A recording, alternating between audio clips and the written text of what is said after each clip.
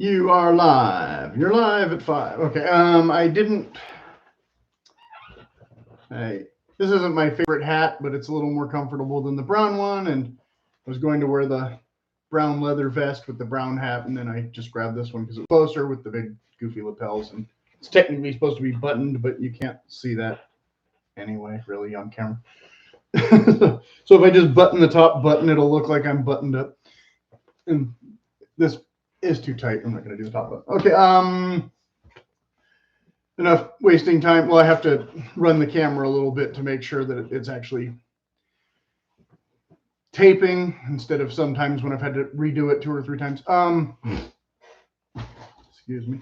So I was going to wear the Wolverine just to wear it, but then I got a bunch of other boots in, cowboy boots and packer boots and logger boots and things, so I didn't end up doing that. So if those of you who want to see my previous Wolverine head-to-head video with the Golden Fox from months and months ago, whether I take up that challenge again, like I said, I probably won't bother because I'll probably just use them as work boots, but I do have this extra pair that I got with the coupon that I was going to start wearing instead.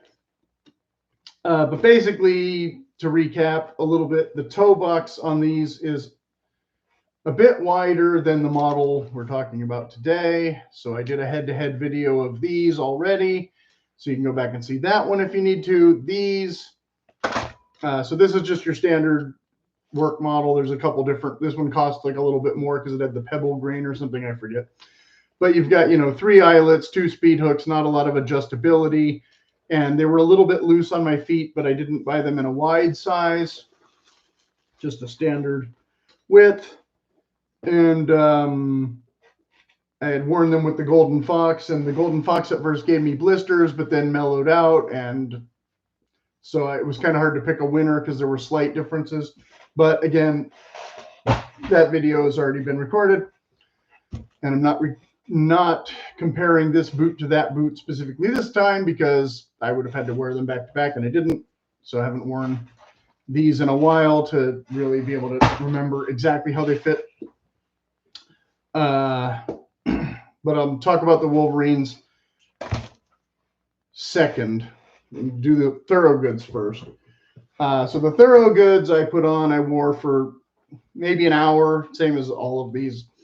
I was worried that the toes were going to be too narrow. Again, I had compared them to this boot. I'm pretty sure way back when. There's video of that. You can watch that. I know I'm trying to keep this as short as possible because it's my Moc-Toe-Ber update, but I didn't buy any new Moc-Toe-Ber Moc-Toe boots. I just finally got around to wearing a couple of these that I had totally intended to wear sooner, but then it was hot and I didn't need the wedge sole or blah, blah, blah, blah, blah, blah. And I had those other ones, blah, blah, blah, blah, blah, blah.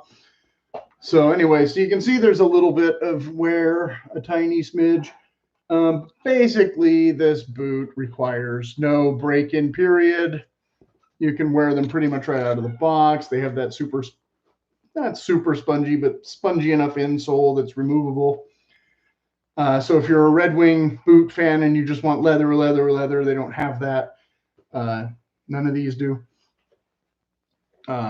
Or not as much or whatever. So yeah, there's a little bit of rumpling, like a little bit of creasing, a tiny bit where I just walked them around the block enough to get the outsoles dirty. So you can see that I didn't just do this in the house. If we grab the other boot, same thing. But yeah, this leather, if you don't like the leather going up your leg for a regular job, but I typically like just having a little bit more ankle support. They have the padded collar deal. They have the 1 eyelet. The speed hooks are a little bit sharp, but I don't know how much they're going to damage the tongue. That staining was already there. That's not from walking around. That black gunk was just there. The tongue is very thin, very, with a suede deal. So it's not where you can really shape it and form it. It kind of wants to bunch up in such where it's gusseted. And then if you pull them really tight, you get like those lines on your, skin or whatever, if you're not wearing really thick socks. But not like a ton of discomfort from it once you kind of get used to it or whatever. It's got the pull tab that you really don't need. But there it is, and I just kept the same laces in them. I didn't swap out the laces or anything. So yeah, like I said, I didn't need to walk in these a ton because they're pretty much right out of the box. Like I said, the toe room was fine. They look a bit more narrow.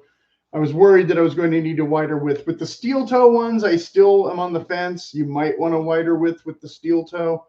But with this, yeah, once I just got in them, they were just, yeah, not an issue.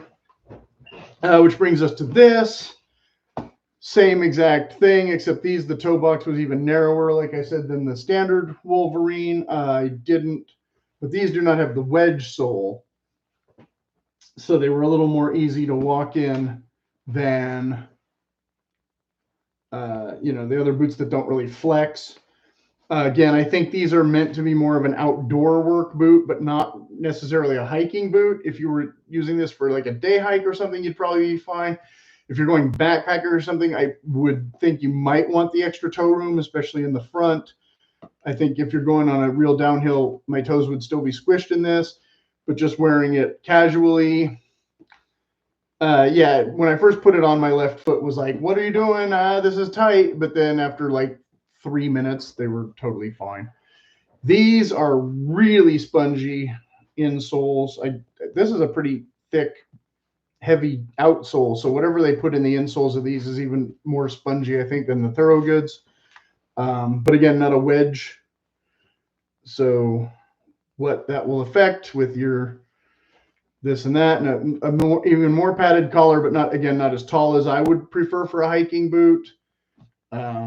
Obviously, people use hiking boots that are even shorter than this, the Danner ones or whatever, only down to here or something. I would rather, for snakes and other considerations, have a bit more protection. But like I said, I think you could use these very easily for a day hike, and I walked around in these for maybe 2 hours now. I don't know what this black plastic, and you still got the pull tab that you don't need.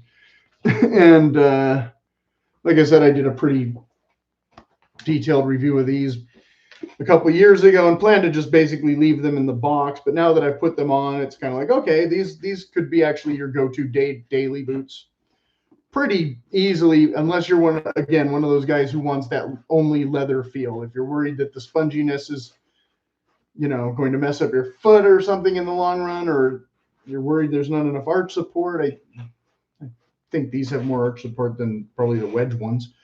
And what are these called? I brought in the box of the Build the Future You Want Forge Up Sprig Moc, US Prig Moc, USPRG. I forget what that stands for. In brown, yeah, soft toe in brown. So whatever. Forge your own path and build your own future, and brand your box 10 different ways from Sunday. Okay. And again, there was not much in. There's a tag that says. We've been building boots for over 135 years to be every bit as tenacious and capable as the people who wear them. We're not good because we're old. We're old because we've stayed good. So a little bit of marketing there. But overall, for the price, they were what, like $150 or something? I forget. Maybe there were more, but I think I had a coupon. Wolverine constantly doing coupons and such. So yeah, overall, after an hour and a half, 2 hours maybe, I would say pretty comfortable, pretty versatile. But again, not a true wedge sole Moc-Toe or a true upland hunting boot per se. So you've got the two hooks and the thicker padded tongue and the lining, the synthetic lining instead of leather rough like the Thorogoods. Actually, I can show that again. You can see that big pillow cushion under the heel there. Probably better than I showed it in the previous video. And you can see some of the creasing because, yeah, boots like this don't crease a ton, but like I said, this one will flex a bit more because it's not a wedge. So there's some grain going on already from even a short stint. And you know, the plastic welt, not a leather welt, so something that would need to be replaced later on, that I may or may not have mentioned before. Some of this stitching and stuff, I don't know what this is for, just for looks, I guess. You can see where it creased a bit there already, a tiny bit. So yeah, probably a boot I'm going to throw back in the box, but definitely a boot I would less hesitate to grab. Okay. Moving on to the Grant Stone Field boot, then I had done the 2 videos about this. The first one of the bison, and then I got this one because it was a sale price. This is the waxed flesh, rough out or whatever. So when this wax wears off, it'll be similar to this on the outside, right? The furry look. I put the kilties in here just to be fun, but also to protect the tongue because they don't have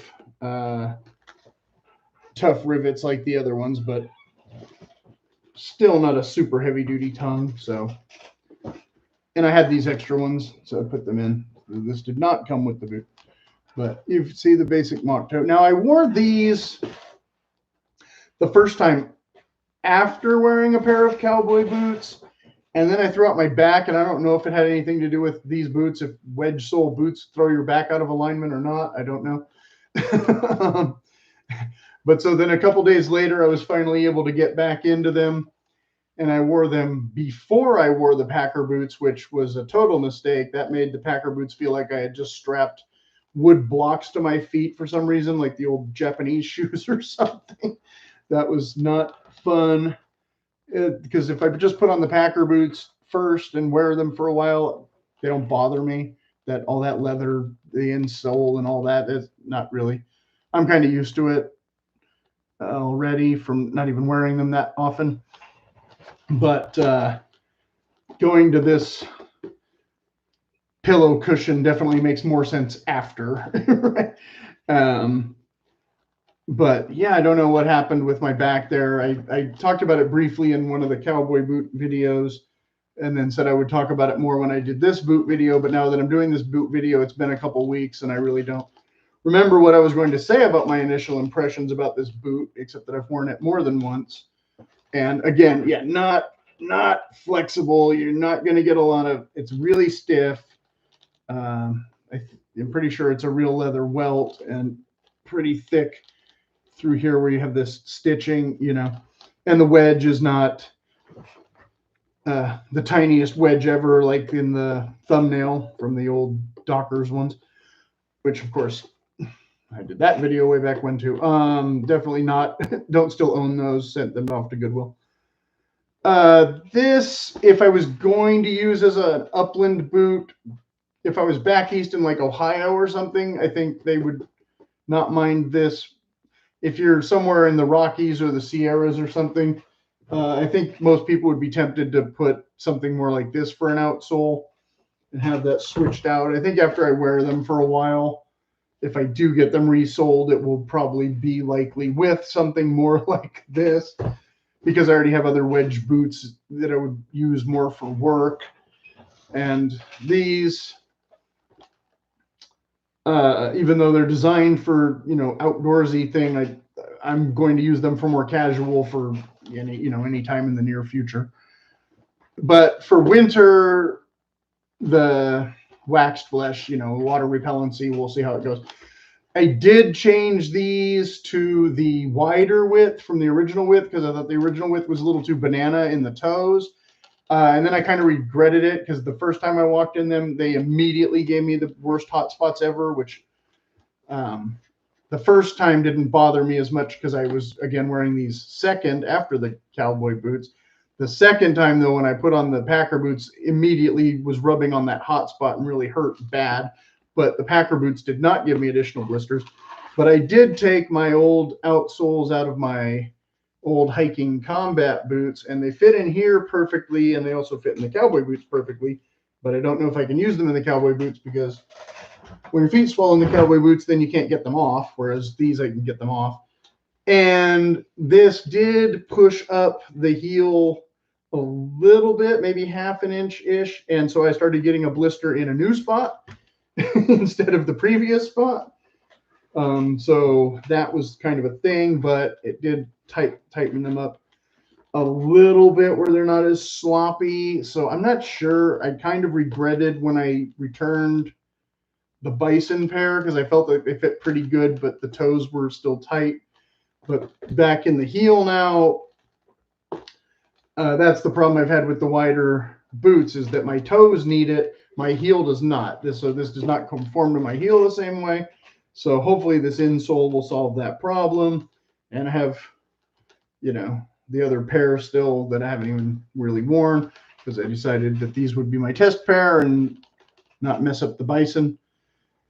Like bison's pretty durable leather and all that. But again, I have some other boots and the other boots and the other, so, you know, low priority to, you know, wear them all at the same time.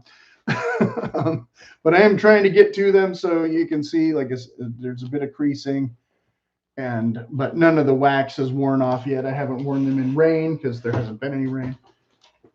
And I don't remember if this leather lace came with these or I got them with something else. But I definitely, the laces that came with these, those thin ones, were complete crap. I threw those somewhere. I don't know. So I'm just kind of showing them off and trying to show where there's, you know, somewhere some creasing. Again, this is the other boot, the left-hand side now. Again, yeah, like I said, they're stiff. You're not going to get a lot of, if you're not used to the wedge, it's kind of a slightly different way of walking. Again, if you're on a flat, you know, upland situation, hunting pheasants or whatever, that's not going to bother you. But if you're stalking mule deer in the, you know, heavy terrain, I don't know how well this would work. Again, I've only taken them out on the street so far because I haven't been really doing much this year, because it's been 100 degrees for 5 months straight or something. So I've been limited in my adventuring for a long season. Even when I've wanted to go, it's been a nightmare and stuff like that. So I went once, and it wasn't even that hot yet, and my canteen water boiled, and I was running an hour late for my appointment or something like that. So kind of had to curtail some of those activities. Again, that's not the actual insole. Let me take that out.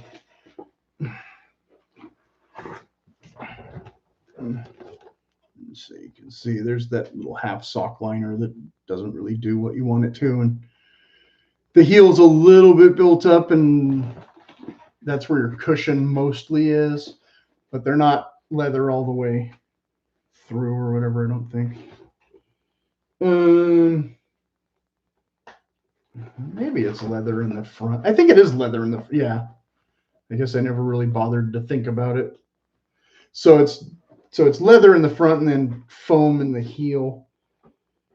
So, but this insole is not very cushiony. It's just kind of to take up some space. So it adds a tiny bit of cushion to the front, but and a tiny bit to the what's already in the back. But it's not really a comfort insole so much as the boot went from too small to too big insole. And then, of course, it's suede down there next to the rivets. If I can get the light to cooperate in it. This is just awkward. Nothing. The backward camera doesn't mean no favors at all. And then it's more smooth leather and then sueded across the heel. So that was really rubbing. That sueded bit was really rubbing. So after a while, I think that kind of smooths out, and then it doesn't rub you as much. But definitely blisters the first time. Definitely on the heel, but not smashing my foot in the front at least. But they do still, I mean, they do still squish a little bit. Maybe see it better here. They do squish out a little bit when you're walking, but this stitching, I think, helps keep it a little more rigid. But where I'm having trouble with the OT boots is they smash out too much at the side and don't cradle my foot as much as I anticipated that they would. So my left foot has really been kind of hurting a bit on the sides. So I've been trying to get boots with better support and better arches and whatnot. And I don't know if I found the perfect ones yet with the Packers and the loggers, but I'm still wearing these other ones as much as I can before I decide if I should even be still wearing them or not. Because, well, the other day I wore, I was just doing errands, so I just wore the Converse sneakers, and those, of course, are the worst thing for your foot, even if you are just mostly in the car. So you can't win. And this is already 20 minutes, so I'm not going to go on and on about my feet, because it's not entirely relevant to your feet or whatever, or the boots themselves, because, again, for casual use, I don't typically have a problem wearing like a captain boot or a wedge boot. It doesn't seem to be the biggest problem with that. Like I said, I just would prefer more arch support where I can get it most of the time. And so obviously the heavy duty boots are the only ones that really have that, because you have the elevated heel to allow for the extra leather. Hence those Thursday Challenger boots I'm going to check out this week. I did 2 videos on those already, but I haven't actually worn them. So that my next update video will likely be something more about those than these. But it's Moc-Toe-Ber, had to get it in. And so again, if there's any questions, you can go ahead and leave them in the comments, and I'm going to finally go have breakfast.